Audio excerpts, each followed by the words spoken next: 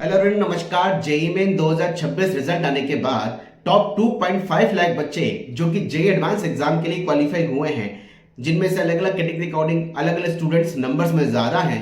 आज बात करने वाले हैं जेईई एडवांस की फॉर्म फिलिंग का प्रोसेस जो 23 अप्रैल से चालू होने वाला है। आखिर इस फॉर्म फिलिंग के लिए आपको किन किन डॉक्यूमेंट को पहले से अरेंज करके रखना है और किन किन डॉक्यूमेंट्स की फॉर्म भरते समय जरूरत पड़ने वाली है।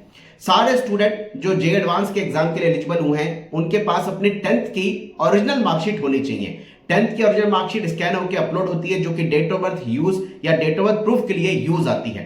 12th की मार्कशीट ऐसे स्टूडेंट जो 2025 के अंदर बोर्ड का एग्जाम क्वालिफाई कर चुके हैं या फिर जिनका बोर्ड में 75% से ऊपर भी है और 2025 के अंदर बोर्ड के एग्जाम को दे चुके हैं, उन स्टूडेंट्स को 12th की मार्कशीट की ओरिजिनल उनके पास मार्कशीट होना मैंडेटरी है।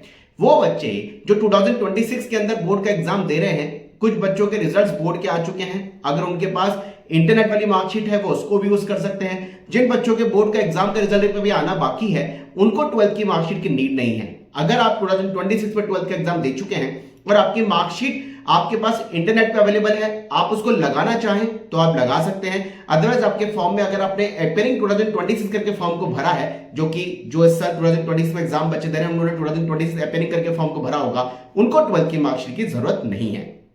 डॉक्यूमेंट की अगर हम बात करें, कैटेगरी सर्टिफिकेट की रिक्वायरमेंट फॉर्म भरते समय रहती है। जैसे हम सबने जेईई मेन के फॉर्म को भरा है और इस बार 16 लाख बच्चे इंडिया में हिस्ट्री लिखी गई है जिन्होंने जेईई मेन के फॉर्म को भरा, जिसमें 15,38,000 बच्चे जेईई एडवांस के एग्जाम जेईई मेन के एग्जाम में बैठे भी हैं। और उन 15,38,000 में से जान के आपको यह होगा कि यार 16 लाख बच्चे जिन्होंने फॉर्म को भरा है, उसमें केवल और केवल 8 लाख ऐसे बच्चे हैं जो ओबीसी और ईडब्ल्यूएस कैटेगरी के हैं। यानी अगर आप देखें, इतनी बड़ी संख्या में ऐसे बच्चे हैं जो ओबीसी ईडब्ल्यूएस कैटेगरी से बिलोंग करते हैं और बड़ी संख्या में करीबन 1 लाख बच्चा ओबीसी ईडब्ल्यूएस से एडवांस एग्जाम के लिए क्वालिफाई भी होता है। यानी कैटेगरी वाले ऐसे स्टूडेंट जो ओबीसी के हैं, ईडब्ल्यूएस के हैं, उनको 1 अप्रैल 2026 के बाद का डॉक्यूमेंट देना ही होगा।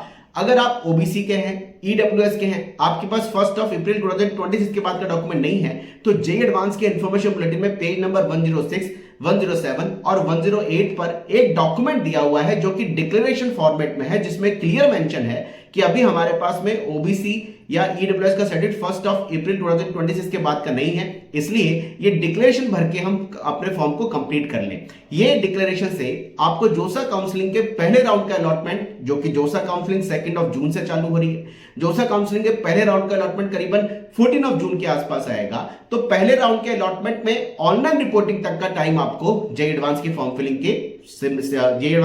के अकॉर्डिंग मिल जाएगा।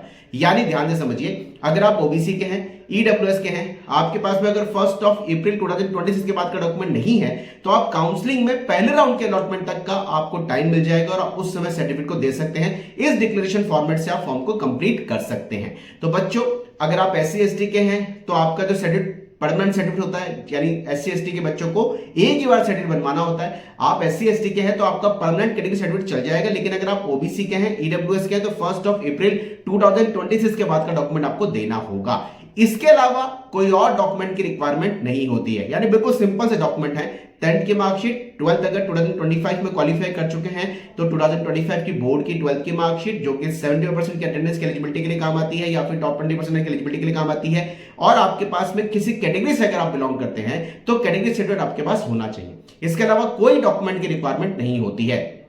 जेईई एडवांस के फॉर्म फिलिंग के लिए 23 अप्रैल से 2 अप्रैल तक का टाइम मिल रहा है। जेईई एडवांस की फॉर्म फिलिंग बिल्कुल सिंपल मैनर में होती है। आप जेईई मेन का एप्लीकेशन नंबर, पासवर्ड डाल के लॉगिन करेंगे। पूरी जेईई मेन की एजेंट डिटेल, जिसमें आपका नाम, father name, mother name, date of birth, address, आपकी कैटेगरी, आपका फोटो, आपका सिग्नेचर, ये हूबहू जेईई मेन के फॉर्म से डेटा रिलेट होकर आ जाएगा।